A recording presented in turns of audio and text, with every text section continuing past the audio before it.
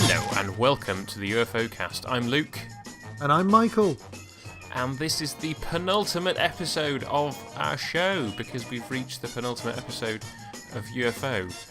Just a quick reminder, we inadvertently ended up going with the DVD order, so we did Time Lash last time and Mindbender this time, but on the Blu-ray they are the other way around, with Mindbender being 24th and Time Lash being 25th.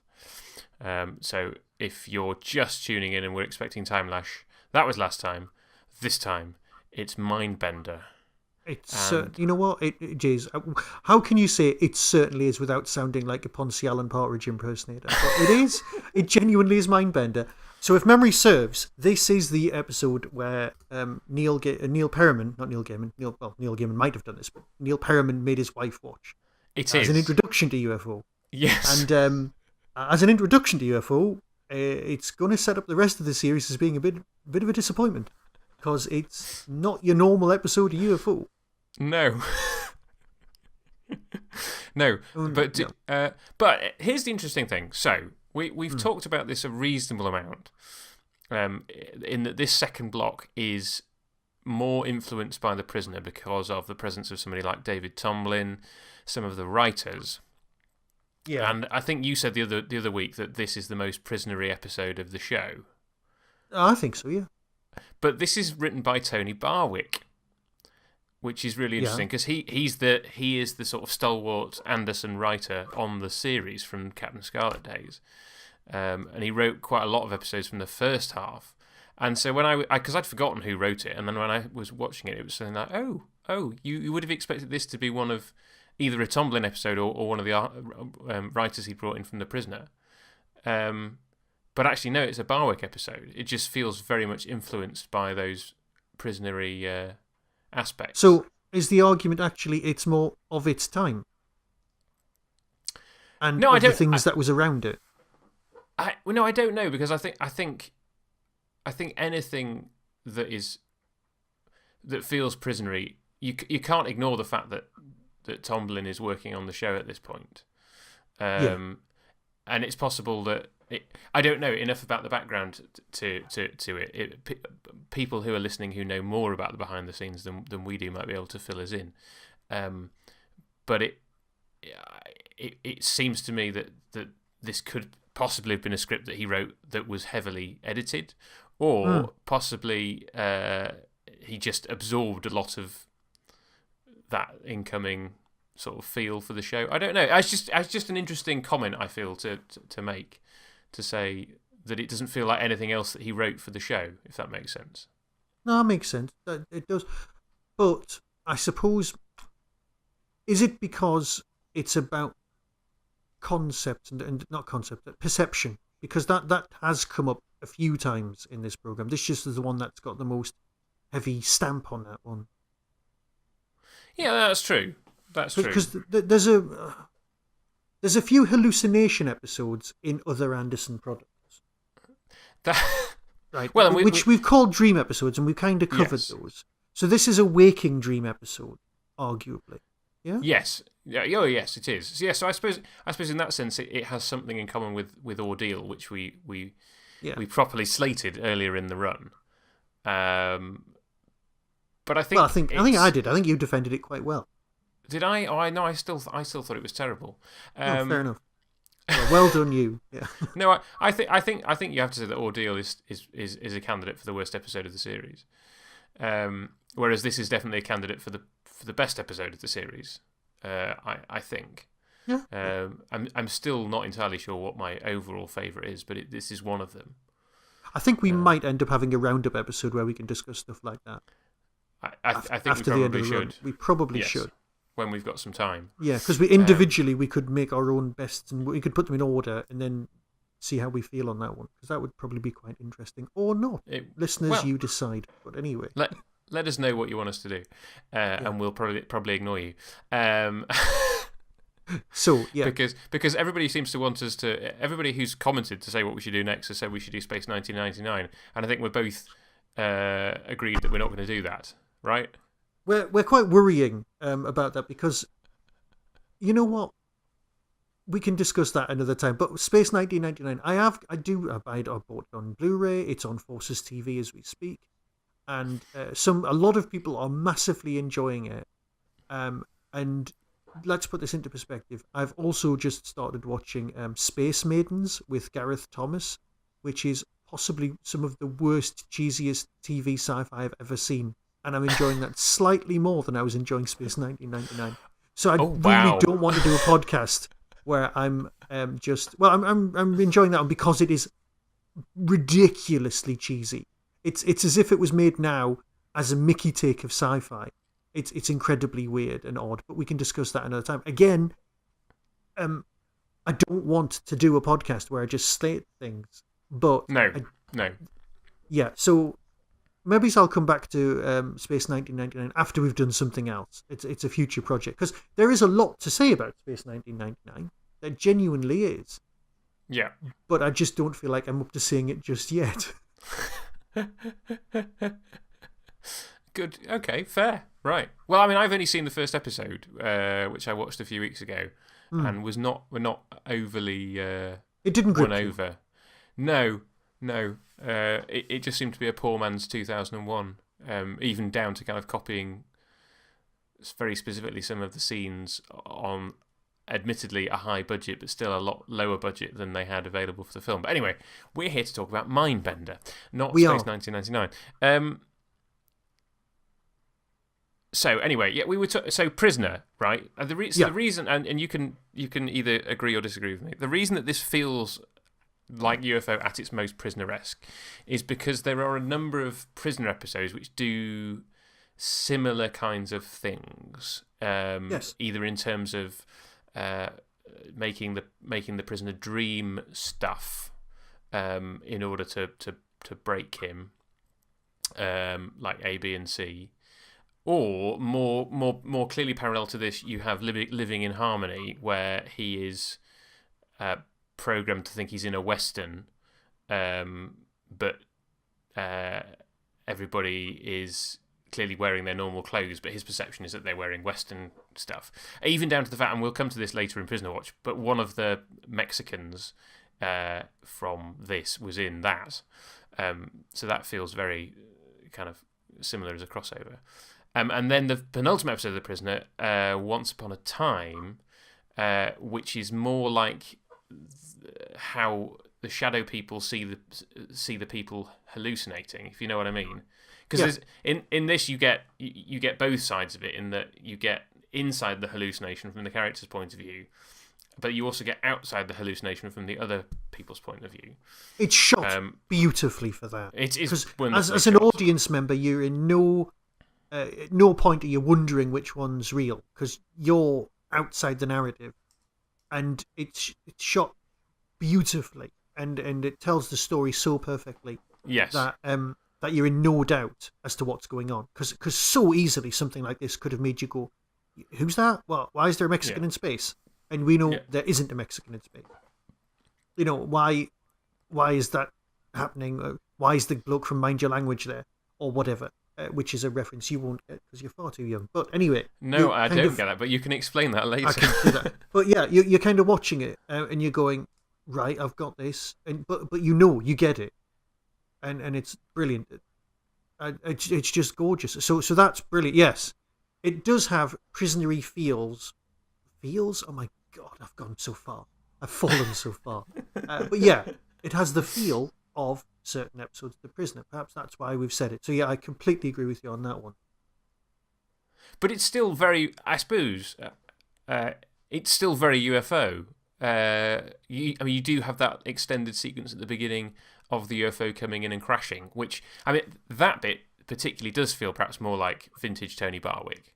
In that I think we've had more episodes in this second half of the series which feel less like UFO, if that makes sense. Yes. In that we had the Time episode last week, which you could have done that in any show, really, that was open to doing time travel.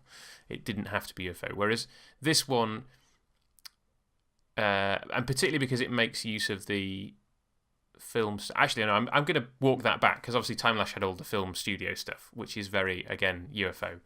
And this goes a step further in showing you Well, it's like VAM, isn't it? It's like the value-added material you got on DVDs, but it's part of the plot itself, which is it's just viewers then, you assume that viewers then would have had no idea, and that this was actually a glimpse within the show of how this show was made. It's just so clever on. But can I just say, on those levels? We're in danger of doing that thing that historians do, that loads of people do, which is assuming so wrongly that the people of the past, obviously historians do this on a much bigger level. Historians think that the people of the past were just a bit stupider than we are now, and that we're obviously cleverer than everyone else because we're around now. And we're doing this at a TV series that was 50 years ago. Well, they're not. They've got the longer attention spans than we've got now, and they haven't got the distractions going on around them that we've got now. So you could concentrate on the narrative. It would make more sense. You just did it. And no, I don't think that's what I was saying. I think it was more a case of saying that because of DVD extras, the modern audience has the potential to be much more aware of how a film set works. Okay, yeah, if you know what I mean. Yeah, and I think I'm not. Yes, I'm not casting any aspersions over the audience of the time. No, because I've been guilty of this myself, and I've had to recalculate and rethink this. Going, no, actually, that's not the case. Yeah, what they did is they used the systems of the time to tell the stories, and that's the only difference. Yes, I think what I'm saying is that I suspect for many people, and particularly for kids watching this, that this episode may have been the first idea that they had of quite how the process of shooting UFO worked, if that makes sense. Yes, of course. Yeah, that makes complete sense. Because, like you said, I mean, it wasn't until I know you're the Doctor Who book expert, but until the what was it? Was it the Day in the Life of the Producer? That book. Yes, that was in the. I think so, and that would have been early to mid 70s, I think. Yeah, and that was the first glimpse a lot of the fans got into the world behind the camera, where a lot of people went, you know what, I could do that job. Yeah. Rather than it being some sort of mysterious thing that only posh people got to do, or ex-military people. Yeah. That kind of thing, where you go, I could do that. I'm not going to get to do it, but I could do that. Yeah, not bitter. So...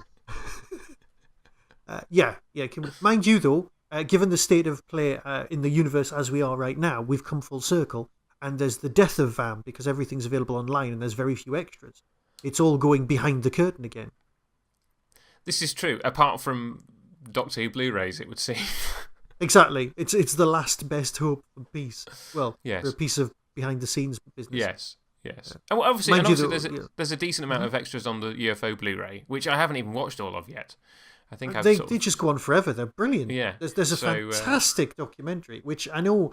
I think was it Jamie Anderson who made it, because I think I've got a distinct memory of him being a bit apologetic for the way it was. It's brilliant. It's a great documentary. We had an email from somebody. Yeah.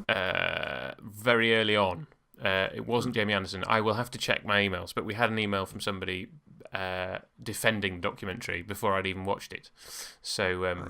Well, I've watched it, and it's thoroughly enjoyable. Yes, I've seen most of it, I think. Yeah, we have been spoiled with our Doctor Who fan. Right? We have. I mean, I'm currently watching the Universal movies horror collection, the one with Dracula and Frankenstein, all the original. Yeah, and they've got a commentary track, and they're nowhere near as well thought out and well produced as the Doctor Who stuff. And that's only because we've been spoiled. If you were a normal member of the public listening to these, you'd be going, "God, this is really well done. This is tremendous." Yeah. Somebody quotes a book and they actually say quote unquote when they're doing it, and I'm thinking, seriously, mate, just get on. So we have been spoilt by sort of experiencing just the tastiest morsels on the menu. But this is a perfectly serviceable, brilliant documentary, and I've got no questions about it at all. I just wish there was some sort of info text at the bottom of the screen going as well as one of the options. But again, that's because we've been spoiled. Yes. Yeah. Yes. Right. I love infotext. I think though my favourite infotext has to be Spaced. Oh yeah. What with all of the references and their Easter eggs going? What about this? Have you noticed this? Yeah. It was like, have you noticed that maybe the storeroom in the comic book shop is bigger than the actual comic book shop and stuff like that? We're like, yes, we know. We should write some infotext for an episode of UFO, and people can download it and watch it along with. If you watch the Blu-ray on VLC, which I think you can do, we could kind of have an infotext channel. No, that's far too much hard work. Just listen to our podcast all over again. Yeah. Also, there'd be a lot of me going, I don't know who that is. He looks familiar. That wouldn't be very interesting for anyone. Didn't he play Watson in Sherlock Holmes at some point? That kind of thing. Not good. Right. I tell you what we haven't done. We haven't done our unreliable synopsis. Oh, we haven't. We didn't start with that. Okay, that should be a jumping off point for more discussion. What's the unreliable synopsis, Michael? Oh, okay. Teleplay by Tony Barwick, director Ken Turner. Okay. A UFO comes within 3 miles of Moonbase and then blows itself up, and everyone stands around and smiles. And all that can be found on the scene is a diamond-like rock. But when one of the Shadow Men brings the rock back to Earth, back to Moonbase, his trouble begins, because anyone who touches the deadly moon rock believes that everyone they see, even their closest friends, are aliens to destroy them. Yeah, ish. Clearly, yes. That doesn't mention that. Straker has a massive hallucination for the second half of the story. Straker has a breakdown. There is some seriously great performances in this episode across the board. Yes. I mean, there are people who've got like no lines who are just giving great performances. It's as if everyone ups their game totally for this. Perhaps it's the pace of the editing. I just don't know. Yeah. So that's your unreliable synopsis. It does sum up the beginning of the program. That's fine. But also very much spoils the. So this is the thing, and it's one of these things of going, because it's so long since I first saw these stories now, I can't remember whether I clocked what the link was or not. Do you think you did? No, I'll put my hands up and say I didn't. On first viewing, I was like, oh, and then as the reveal goes on, I go, oh yeah. It's the rock. Yeah. It's the rock. Because, I mean, the guy obviously makes a big thing of going, I shall give this to someone called Sylvia. And you're like, okay, it's now been pointed out. It's like, I have put the gun on the mantelpiece. Yes. But it's one of those things that you go, well, it's very obvious in hindsight that you're like, okay, this is massively telegraphing. It is a Chekhov's gun, isn't it? Yeah. It's kind of going, Chekhov's space diamond, yeah. Chekhov's hallucinogenic rock. But actually, I can't remember whether I clocked that first time I saw it. So, there is an argument as well that this is a bottle episode, if you think about it, because it's using all original standing sets apart from the Mexican standoff scene that takes place on Moonbase. And it's using the same basic setup as last week with the... but there are locations like the screening thing, but it's also using old footage from other episodes. Yes. When he's watching it back. So there's an argument that it's a kind of a budgetary restraints one as well. Yes, I think it probably was. And I think so again, clip shows were a staple of Anderson. Stingray definitely had one, Thunderbirds definitely had one, Captain Scarlet finished with one, which is very disappointing.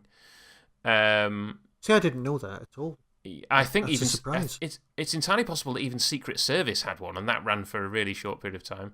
Joe 90 had one as well, because it was his birthday when one assumes he became Joe 100 when he turned 10. So the fact that UFO manages to do that, but in a way that works, I think is well done. Yeah. Because I don't know about you, but I'm not a fan of the Anderson clip shows, because I'm just like, oh, okay, you're making me watch clips from other stories. I've already had my rant about the opening sequences of Space 1999 and Thunderbirds, where they go in today's episode, and I'm like, because that's practically a minute or 2 minutes of the episode taken up with stuff you've already bought into watching. Yes. Right? It's like, no, I am going to watch the episode. Don't show me. Right? And Murder, She Wrote used to do the same things. I've already had my massive rant about that being a personal bugbear. This UFO doesn't have that, and that's something I'm grateful for. Yeah. On tonight's episode, yeah. I think that just the way that it's like, here's some clips from previous episodes, but they're done in just the whole And I think what's his face, Michael Billington plays it really well. Oh, where so he's, good. Yeah. He's playing the kind of fictional version of himself. Kind of going, oh, it's going to be a great episode, and just totally trampling over Straker's feelings, because and Ed Bishop. I mean, it's a tour de force from Ed Bishop this episode, isn't it? Oh yeah, without question. I did look up the transmission order in the Chris Bentley book, because obviously this, if you saw Mindbender before you saw A Question of Priorities, you would be like, what? That What's can't this have all happened. about? Did that honestly happen to someone? Anyone? In Japan, it did. Okay. Yeah. Yes. Well, that would make things really weird. Yes. So I'll look it up again, but I'm pretty sure. So I think all the regions in the UK, various orders that they had Mindbender later on and Question of Priorities early on. But I think, right, I think Japan had it the other way around. On the subject of Japan, at the very end of the Bentley book, I've been just flicking through the other things that happened afterwards. It appears that, I don't know if it ever went into production or even if it was made, and if it was, I so need this. This is the whole point. There's a Japanese animated series of UFO. Right. I don't know if it's real or not, because I haven't actually read the words next to the pictures. and I kind of need to go back. It was one of those things going, I will get around to that. And I've not. So if it exists, I want to see it, because I think it's like, because I know Thunderbirds 2086, animated series of Thunderbirds, like drawn animation, I've watched. I loved that. That was brilliant. But it was very not, it was kind of Thunderbirdsy-ish. It was quite Thunderbirdsy. Does that make sense? It was as if it had been made by someone who'd seen an episode and did it from memory. Yeah. And if UFO exists in the same context, in the same thing, I want to see that, because I want to see how some other culture took UFO and moved it on.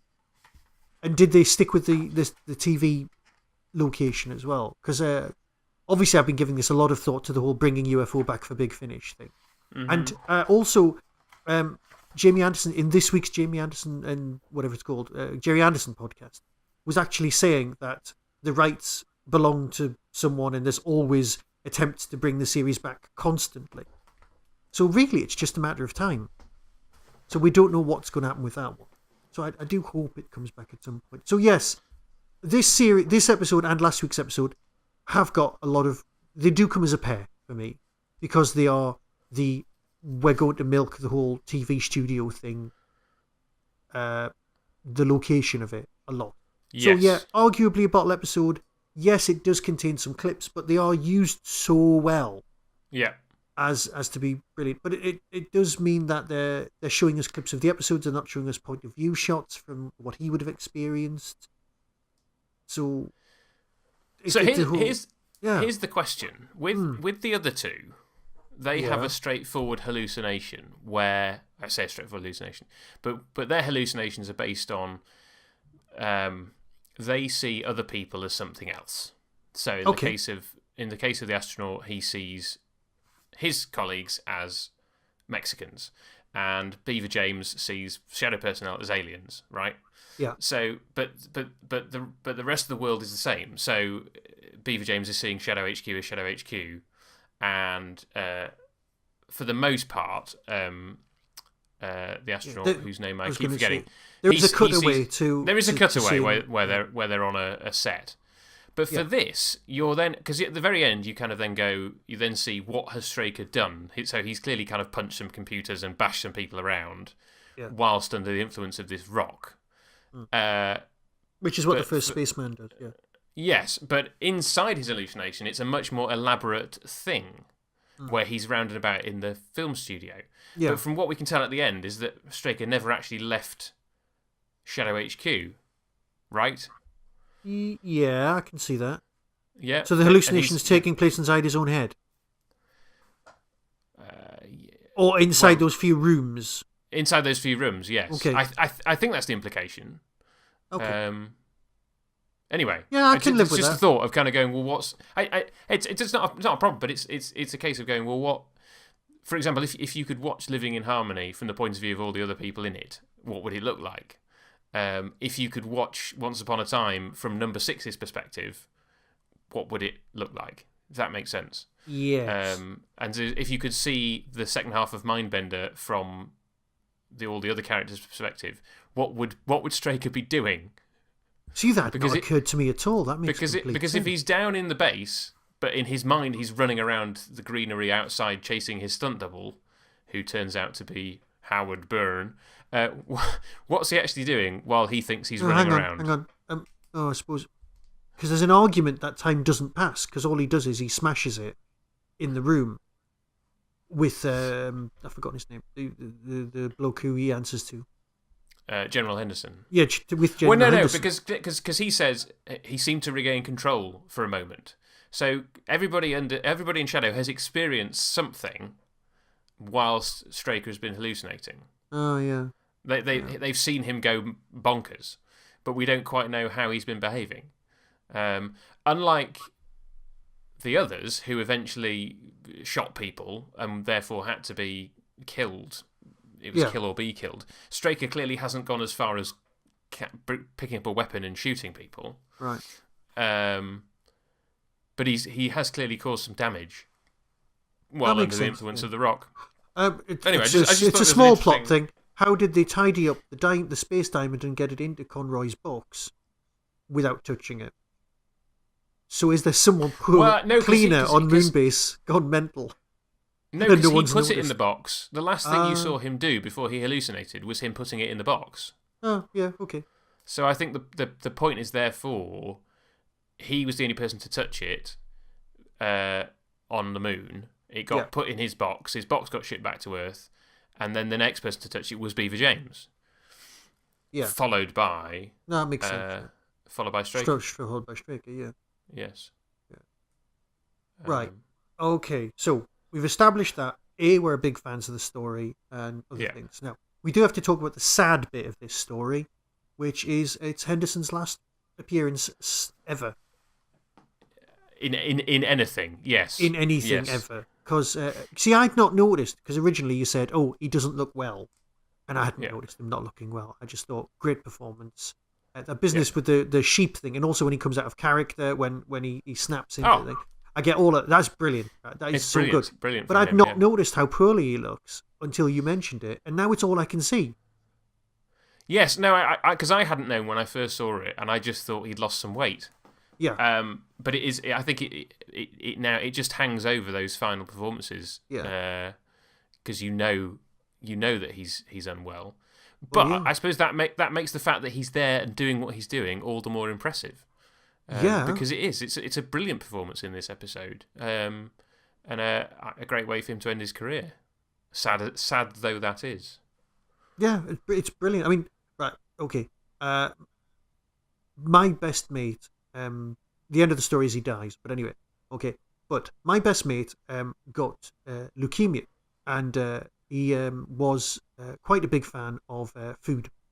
So one of the doctors said to him, if you hadn't been massively overweight, you might have died by now, because the cancer has managed. Your reserves have proved useful. That was the way the doctor said it. The reserves you've built over the years have proven very helpful, which is the way in keeping you alive. It was years later when after the remission had come in and he got a lung infection, which was what saw him off. But that's sad. But I just remember whenever there's somebody who's quite big gets cancer and then there's massive weight loss, because people were coming up to him going, "You look fantastic. What's your secret?" And it's like, well, I could tell you, but it would depress you. He was always very black humor about the whole thing, and whenever I think about it, it always just makes me smile. But that's one of the things I'm thinking, because this guy's clearly lost a lot of weight, even from over the 26 episodes we've watched. Yeah. And but it's that time when it kicks off, and I've just noticed something. The person on the set who's like looking after, possibly a producer. They call her Sylvia, but. And then there's they do, don't they? Yeah, and she's reading in the lines, and I don't think it's Sylvia Anderson at all. No, it's not. No, not at all. But it's clearly a nod to her. Yeah, definitely. Which, I'd not thought about that. Yeah, see, I don't know. I've not read Sylvia's book at all. because she's got a biography as well. I've not read that one or the Jerry Anderson one, and they're so on my list of things to do. Completely. But if you are interested in the background, you might want to listen to the interview with Mary Anderson by Jamie in this week and the next 2 weeks on the Jerry Anderson podcast, because you get a big insight to the background on their whole lives and setup and things like that. That's really interesting. I feel the Jerry Anderson podcast is something I would like to listen to, but I never feel I have the time. No, I must admit, I come across a big pile of them on my phone, and just whenever I've got a long trip, and just press play and just let them all wash over me and just. But yes, so when you do get an opportunity, I'm sure you'll go back over the back catalogue and experience those. But that's a definite one worth having a listen to, because it's just nice to hear the reality, the behind baseball, as people so often say these days. How everything was set up. So you've got Straker having a hallucination. I don't know. Arguably, is he running around? I just don't know. Well, in his hallucination he is, but he clearly can't be running that far. Otherwise, he'd keep running into walls. Exactly. So is he actually? Does he manage to leave the building? Because he never leaves his office by the office lift. Method. No. But we know that there are at least 2 other lifts out of the place now. There's the one behind his swirly glass thing in his office, and then there's the other lift that we found out about last week that goes up to the what was it called? The Moggy, whatever the big gun's called, something like that. Got you. So we know that there are at least 2 other lifts out of Shadow HQ, but. Yeah. Okay. Well, I don't. Anyway. Part of me wants to believe he did actually run around and just create a massive security hazard. Well, it's possible. It's possible. Right. Obviously, we've got to point out the negatives of the storyline. That the aliens have come up with yet another convoluted plan, and they're just seeing it through. But that's like standard for them. We've covered all of that before. It's just, and. Even my notes say Straker wrecks his office for the 2nd show in a row. So yes. So there are elements of kind of going, two scripts sharing a few similar ideas. Are you a fan of the old Twilight Zone? I have never seen any of them. Oh, my dear chap! If ever there was a program we should do a podcast on, it would be those. Right. I grew up on them. They are the twisted narratives of my childhood. I adore them. And I was about to say, because I assumed you'd have seen them. But no, I have read a short story that I know later became an episode of The Twilight Zone, which is called To Serve Mankind. Oh, yes. It's a cookbook. Yeah. Yes. Which I thought was brilliant when I read it the first time. And then I discovered it had been made into an episode of The Twilight Zone. And I thought, clearly that gives me the tenor of the show. Yeah. Well, I've heard a lot about it. I've just never seen. Well, there is the one with the famous one with William Shatner on a plane. Yep, Thing on a Wing. Yep. Yes. Oh, well, it's not that called that, but yeah. And then they're both referenced because the John Lithgow remake was in the movie, and they're both referenced in Third Rock from the Sun, where Lithgow and Shatner are together, and they both say, there was a thing on the wing, and they're talking about an aeroplane having an engine, and they just don't understand, and it's just so postmodern. It's beautiful. Anyway, there is a Twilight Zone episode where somebody's having a life, and then exactly like this, the camera shouts cut, and they pull back, and this guy's having a life, but he realizes he's actually in a TV program, and he's convinced he's the actual person, and that's from about 10 years before this. Right. And if that, possibly longer. And it's a very similar storyline to this, and it made me remember that one. So perhaps that might have been in the back of somebody's mind, because although you got a lot of repeats, you didn't get everything, because by this point, Rod Serling's Night Gallery was in production, and that one was coming over from the States on that one. So it's just one of the Twilight Zones. I mean, there's 156 Twilight Zones, I think, off the top of my head. Sorry, I really threw myself into them. Something rotten. I was trying to find the name of the episode the other day because I found my episode guide and I was going through it. But anyway, so I will find that out. But that is very similar and reminded me a lot of this. Yeah. No, and that does sound a very similar idea. But then again, you've got 3 characters in search of a play. As a play, which is something I've always loved, and then in the Twilight Zones you've got dolls which are real, they're in a box, and all sorts. There's lots of Yes. stuff. If you're looking for weird odd telly, you've got nice Yeah. one-off odd twists that you've got that are referenced in a load of other TV. So that's worth doing. Right, what have we got? Have you ever read "Flow My Tears"? The policeman said. Yes. You Sorry, have. I am short story man. I really was, especially during the 80s. Well, but "Flow My Tears," the policeman said, is one of Philip K. Dick's novels. It wasn't a short story. It was a full length. I thought that was the novel. I thought that was the anthology of short stories. I apologise. No. That's an actual novel. I've got that one mixed up. In that case, tell me what that one is. Well, it's one of the ones that hasn't been made into a movie. I think it's in what's known as development hell, in that somebody's been trying to make it into a movie for years. Yeah. But it's one of these stories where somebody finds themselves in an alternate reality. Yeah. I think he's like a successful TV star in this future. I mean, it's Philip K. Dick, so it's vaguely dystopian, but he's successful, and then he suddenly finds that nobody knows who he is. He has to kind of get fake IDs and all this kind of stuff to survive. Yeah.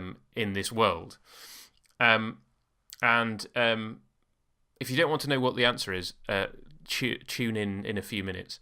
But basically, it turns out that a character has been taking some drugs, and the effect of her hallucination is so powerful that it's warped the fabric of reality, such that he is taken from the real world into this parallel world. Got you. Because it was one of those things where I was like, oh, okay, it's a parallel world. I thought whatever the answer was going to be really unsatisfying, and it would be something that I'd seen before, and then it wasn't. I was like, that is a totally Philip K. Dick idea. It's absolutely brilliant. That's nice. That's largely an aside. An aside. I was actually thinking of a completely different short story called "Hey You Zombies" when you said that. So okay. That is very different, and we'll discuss that one another time. Because I think that one might appear in another round at a spaceport bar, which is my favourite short story anthology.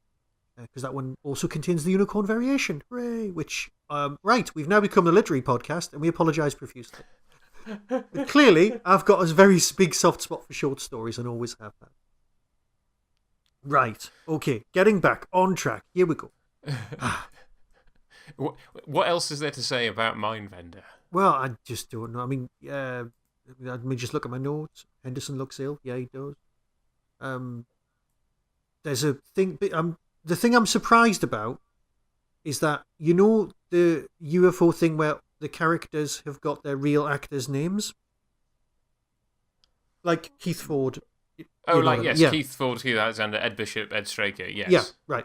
Well, this is where this falls down. Because if you're having a universe that is more real than the UFO universe, or doesn't have the aliens but has all of the... It is a film studio. There's the guy who looks like Anthony Perkins, who's introduced at the beginning, who's also his stunt double in that business.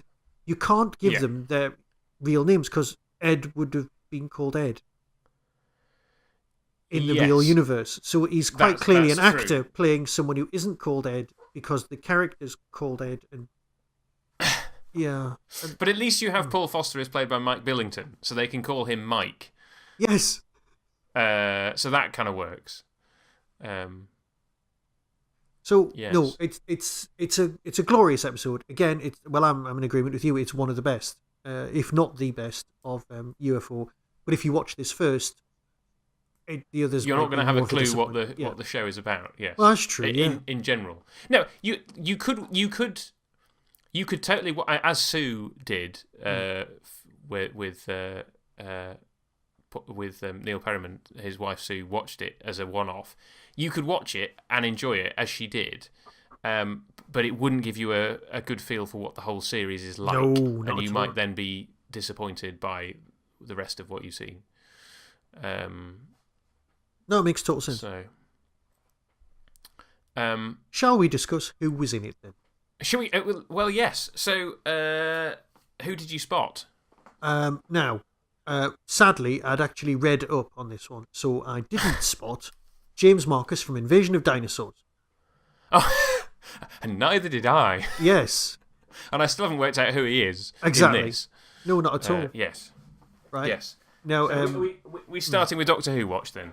well, we can't. Actually, no. Let's start off with there was a TV series on ITV in the 80s which was incredibly racist and the sort of thing that wouldn't even get repeated on Granada Plus if such a channel still existed, called Mind Your Language, which was about teaching English as a foreign language night school where a host of stereotypical people from around the world came to learn English and discover what it's like to be English. It actually sounds quite PC and really well thought out.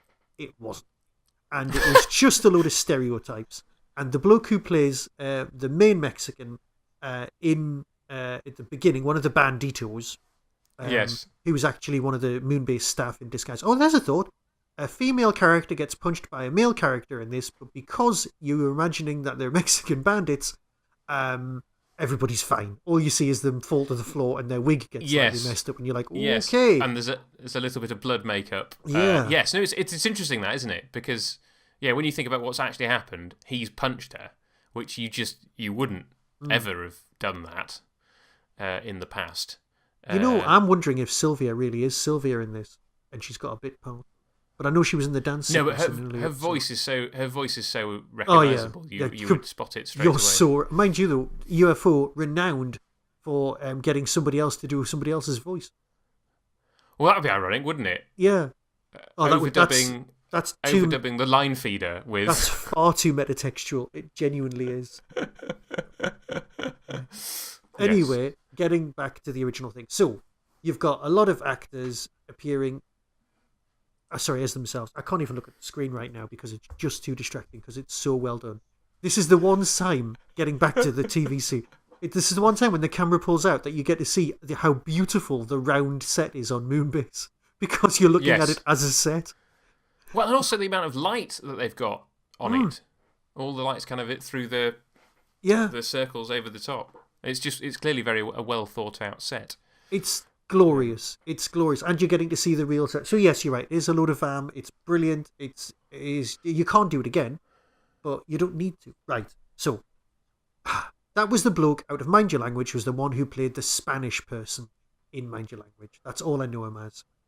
But he was a great character because I was like 9 when I was watching it and I didn't see any of it as racist. I just saw it as hilarious tea time fun. Right. And, yeah. And so you're saying he was one of the Mexican bandits in this? In this, yes. Right. Okay.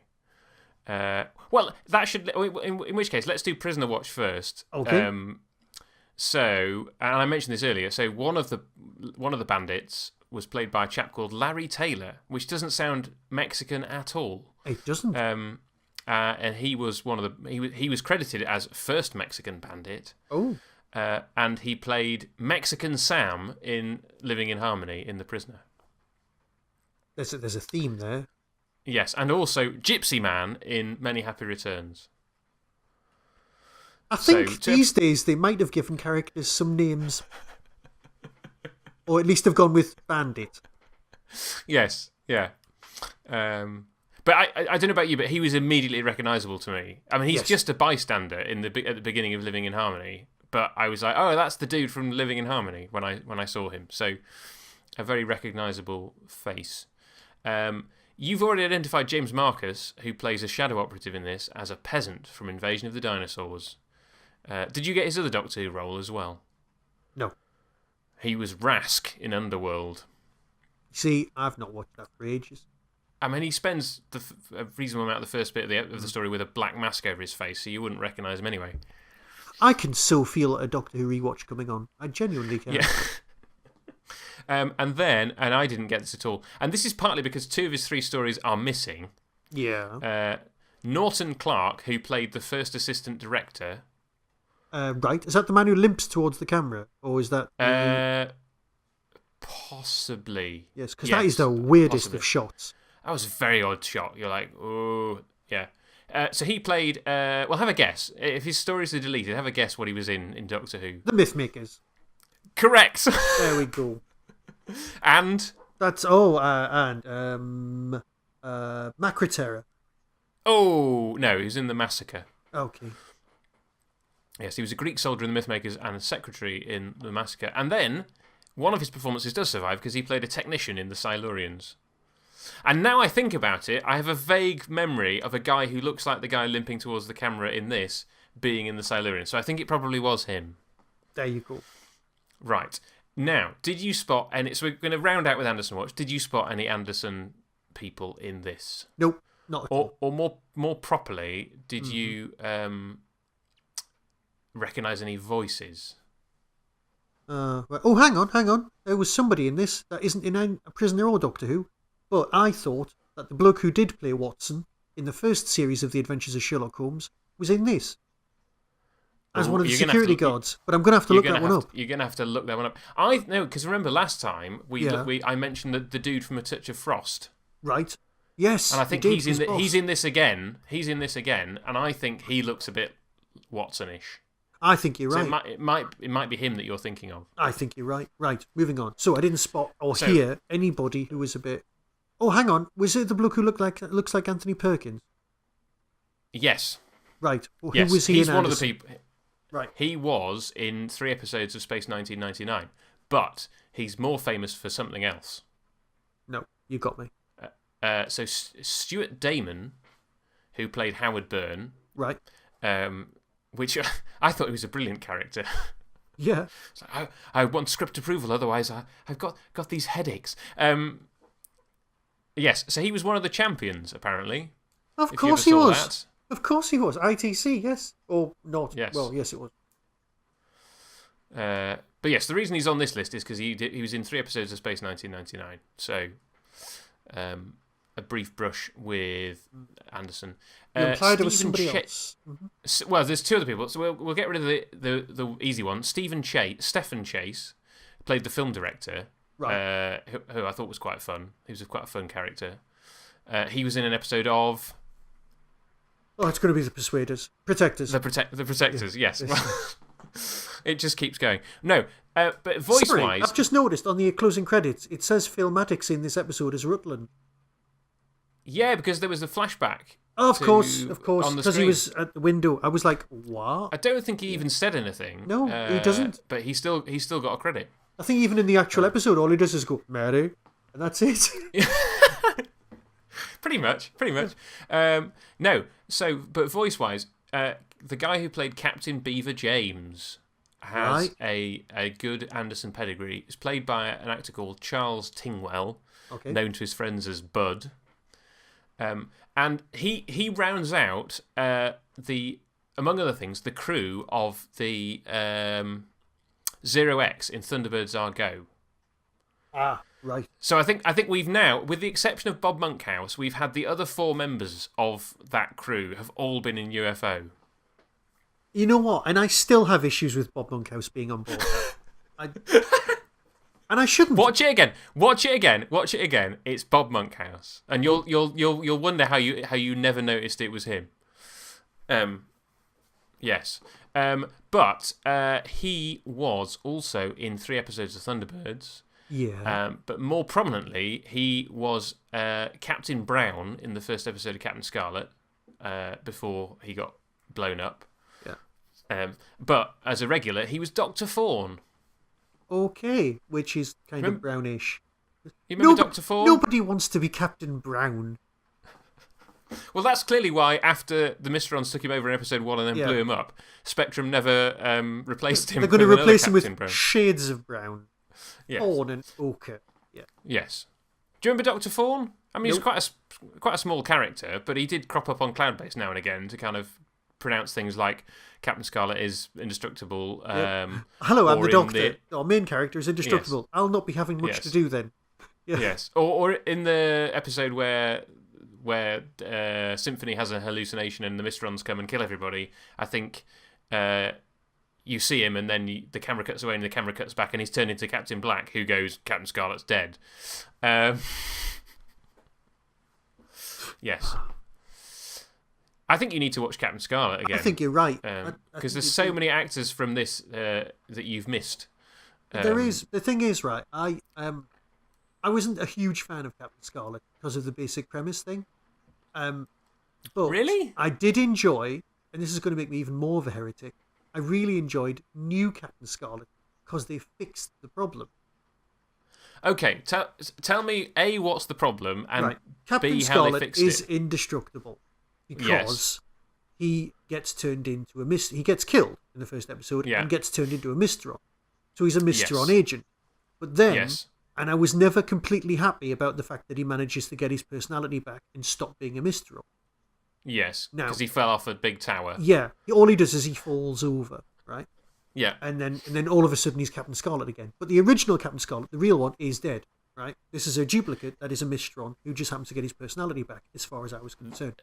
Couldn't get past that. That is definitely what happens in the first episode of Captain Scarlet. Okay, New Captain Scarlet, really similar, but he falls through a magic, magnetic, electrified field thing, and you actually see the Mystronness leave him. See, I have seen the first series of New Captain Scarlet, and I knew they'd done it slightly differently, but I'd forgotten quite how. And I was thinking, done. Fair enough. I can handle the fact that he's a duplicate. I just can't handle the fact that all he did was fall over, and suddenly he's a good guy again. And well, he didn't fall over. He got shot by his mate and fell a very long way off a big car park. Yeah, and also he's indestructible. Other Mystrons not as indestructible. Well, yes. The problem that I always had was that once they discover that to kill a Mystron agent you have to electrocute them. Yeah. And then they built the electron gun to kill Mystrons, that they barely ever used it again and still managed to kill Mystron agents. And when they electrocute, in the episode where they discover that you can electrocute a Mystron, the Mystron dude electrocutes Captain Scarlet's brain, but that doesn't kill him. So I was always a little like, that's a bit, Clearly, that's a shoddy bit of design, the Mystron gun. No, I think, I understand your reservations. My main problem with Captain Scarlet now, and it's not so much a problem as you have to kind of almost rewrite what's going on in the back of the story to make it make sense, is that the Mystrons are so powerful. Headcanon, yeah. Yeah, so my headcanon is basically the Mystrons are just having a laugh. Because they're so powerful. That's a hell of a bit of headcanon.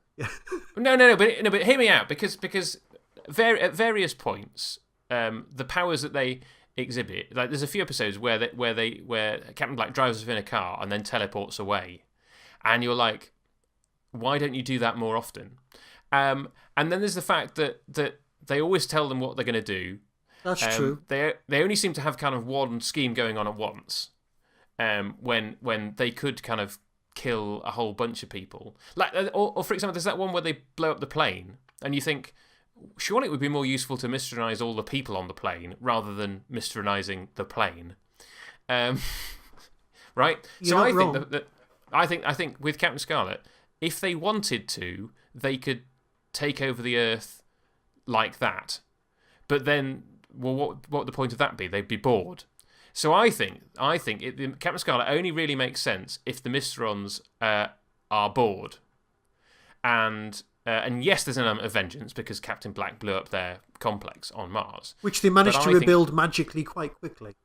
Yeah, because they happen to have their beamy things elsewhere. See, clever. That's clever. We could learn a thing or two from that. I must admit, don't have your backup on the same site as your original, but. My main thing is that it only makes sense to me if I just go, okay, the Mystrons are having fun. That is, you know what? I've gone from thinking to that's possibly the only workable explanation, and is genius. You've won me over. Thank you very much, Michael. You've completely won me over. I'm going to completely go back and rewatch everything with this whole new set of headcanon. Because I think as long as you've got that in the back of your mind, everything just runs from there. Because you don't feel sorry for the Mystrons either. No, and the series still manages to be brilliantly shot, some really good plots, really dark at times. Yes. But it doesn't have that kind of thing of like, oh, why aren't the Mystrons better at this? Well, why aren't the aliens better in UFO? Because that's what has been our recurring theme. Yes, and I think it's less easy to get around in UFO because from the off they're set up as this sterile dying race who have to come to Earth to harvest organs, and so the amount of waste of resources that the aliens show over the course of the series makes you wonder about that. So, and I haven't come up with a plausible in-universe explanation to explain that away. Right, well, in that case, that's my homework, to come up with one. Other than just a bit rubbish. Yeah. Right. Have we said everything on our notes? I think I have. Well, and I don't make notes, so I That's think true. we're about done on Mindbender. Oh, I can't believe there's only one episode left. There's only one episode left. I know. Oh. Seriously, the population of podcast listeners, what do they called? Podsterons. The Jerry Anderson Podsterons. That's what they called on the Jerry Anderson podcast. The Podsterons. Really? The listeners, yeah? They're called Podsterons. Yeah. I thought you were taking the mick. Absolutely not. There you are. The Mr. Ron Please, mixed with if a you pod, want with a us to podcast. do something specific next, now is your chance. Seriously, contact us. Well, but here's the thing, Michael. Right? Yes, You're about to start a new job. I am. Which will limit your amount of time. I have just started a new part-time job along with my freelance work. Yes. It's taken us quite a long time to finish this off because we suddenly had a lot less time for 2 the second years. half of the Yes. series. Yes, it was supposed to take a year because we were going to release an episode every fortnight. Yes. And this September it will be 2 years since we started. So yes, we're getting on for 2 years in finishing this off. Yeah. So even if our listeners do have something that they want us to do, We're not going to do it. We're not going to do it immediately. It's beyond soon. me. We won't be starting Yes. our new project till at least the autumn this year, at the earliest. Yes, at the earliest, possibly next year. Anyway. Yes. And we're going to reiterate again. We do want to do a prisoner podcast at some point, So right? do. And you know what? 17 episodes versus 26? Well, I can see an argument. Yeah. Yes. Although, to be fair, it will I'm still very take tempted us to get absolutely you ages. involved in Star Maidens. 25-minute How- episodes. There's 13 of them. Oh. There's 13 episodes. It's got Gareth Thomas. It's appalling. Yeah, but if we're talking about 13 25-minute episodes, why didn't we do Jerry Anderson's The Secret Service?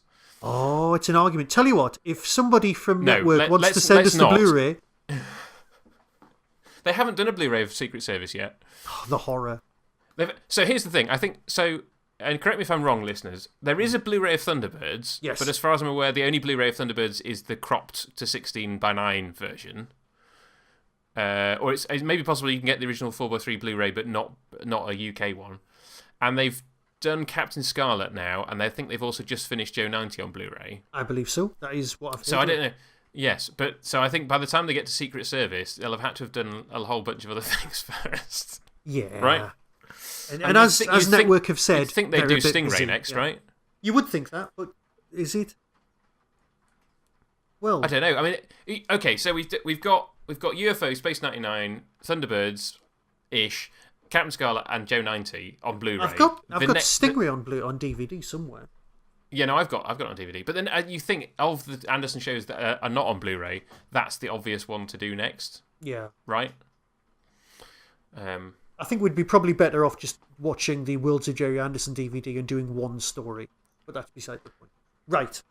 Well, no, but this was something that I suggested to you a while back. And again, listeners, please let us know if you think this would be a good idea. Yeah. Is that each of us gets to pick, in turn, a favourite episode of any Jerry Anderson series that we care to mention. Right. And get the other person to watch it. And then we do a podcast about that. Now that works as well. Right. That's That a lot could of be a sort of ideas. sporadic series for people that we to do. have a think Anyway. about. If anybody's still listening, and God bless you if you're still on. I mean, the other alternative is that we get our listeners to fill up our schedule whilst we are busy. Yes. With other Anderson and/or other things that we feel.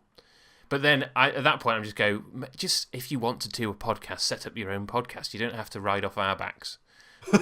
We will do something eventually. It's not that hard. Right. If it was that hard, I wouldn't be doing it. I am a very lazy man after all. Right. With that, I'm going to bid you all farewell for this penultimate episode of the UFOcast. Indeed. Be seeing you. Be seeing you.